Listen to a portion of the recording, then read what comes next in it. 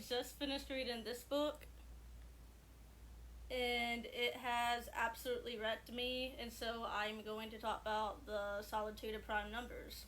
So this book essentially follows two characters, Alice and Mattia. I think I'm saying that correctly. It's Italian. I have not related to a character as much as I've related to Mattia since I've read The Perks of Being a Wallflower and related to Charlie. And so I really love that there was actually a character in this book that I could really, really relate to. Anyways, Mattia and Alice both have been through a lot of trauma. Both of them very much prefer solitude. Both of them are not much for interacting with other people, and both feel very special and different and outcasted from other people. This can cause a lot of problems in their relationships and can cause them to feel like social outcasts. For Mattia, he has a lot of guilt about a past action that he did when he was young, which you will see at the very beginning of the book what I'm talking about, but he did something that he feels very guilty about, and throughout the whole entire book he is haunted by the guilt that he has about something that he did when he was younger. And this shows up in a lot of different ways. It shows up by him wanting to not have any type of connections with other people, completely wanting to isolate himself. On top of this, I really do believe, it doesn't say, but I really do believe he has some type of neurodivergence. He seems to be on the autism spectrum, so that causes him to also not really understand social cues and not really understand social interactions and other people as well.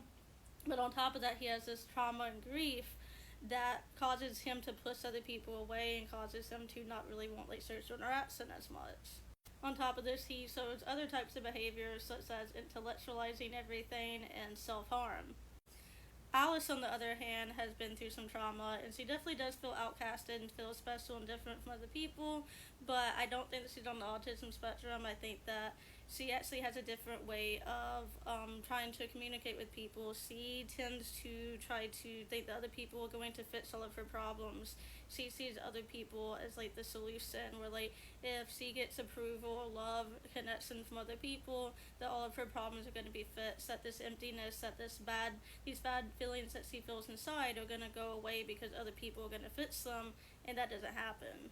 She also tries to fix her problems in other ways, just like Maddie does, where she starves herself, she has anorexia, and she tries to like change herself.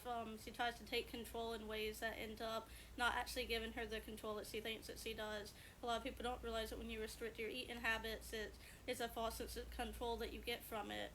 There's another part of the book where she really, really wants a tattoo, and she's very, very adamant about it. And it's because, in my opinion, how I interpreted it is that she wants to take control of her body.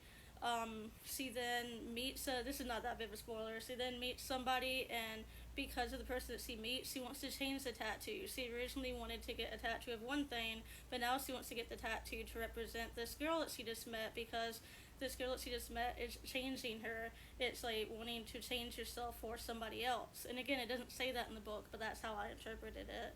And so you can see how these two different people respond to trauma in two completely separate ways.